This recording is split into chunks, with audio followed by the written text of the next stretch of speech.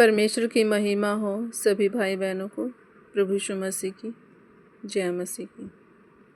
अंत का समय। दानियल की पुस्तक 12 अध्याय उसका प्रथम वचन। उसी समय मिकाएल नाम का बड़ा प्रधान जो तेरे जाति भाइयों का पक्ष करने को खड़ा रहता है वह उठेगा।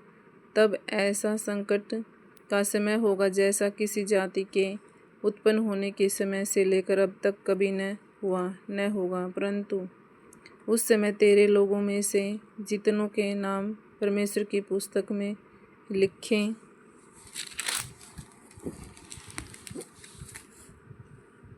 हुए हैं वे सब निकलेंगे। जो भूमि के नीचे सोए रहेंगे उन में से बहुत से लोग जाग उठेंगे।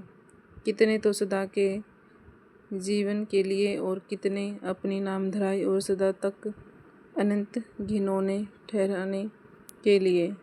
तब सिखाने वालों की चमक आकाशमंडल की सी होगी और जो बहुतों को धर्मी बनाते हैं वे सदा तारों के समान प्रकाशमान रहेंगे। परंतु हे दानियल, तू इस पुस्तक पर मोहर करके इस वचनों को अंत समय तक के लिए बंद रख। बहुत से लोग पूछ पाछ और ढूंढ ढांड करेंगे और इससे ज्ञान बढ़ भी जाएगा। यह सब सुन मुझ दानियल ने दृष्टि करके क्या देखा कि और दो पुरुष खड़े हैं, एक तो नदी के तट पर और दूसरा नदी के उस तट पर है। तब जो पुरुष सन का वस्त्र पहने हुए नदी के जल के ऊपर था, उससे उन पुरुषों में से एक ने पूछा, इस आश्चर्य कर्मों का अंत कब तक होगा?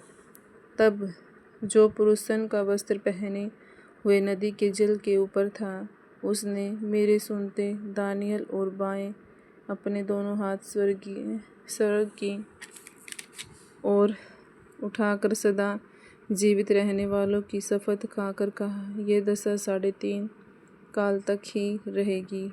और जब पवित्र प्रजा की शक्ति टूटते टूटते समाप्त हो जाएगी तब ये सब बातें पूरी होंगी। यह बात मैं सुनता तो था परंतु कुछ नहीं समझता था।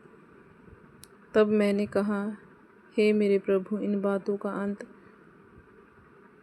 फल क्या होगा? उसने कहा, हे दानियल, चला जा, क्योंकि ये बातें अंत समय के लिए बंद हैं और इन पर मोहर दी गई है। बहुत से लोग तो अपने अपने को निर्मल और उजले करेंगे और स्वस्थ हो जाएंगे, परंतु दुष्ट लोग दुष्टता ही करते रहेंगे और दुष्टों में से कोई ये बातें न समझेगा, परंतु जो बुद्धिमान है वे ही समझेंगे। जब से नित्य होम बलि उठाई जाएगी और वह घिनौनी वस्तु जो उजाड़ करा देती है स्थापित की जाएगी, तब से 1290 दिन बीतेंगे।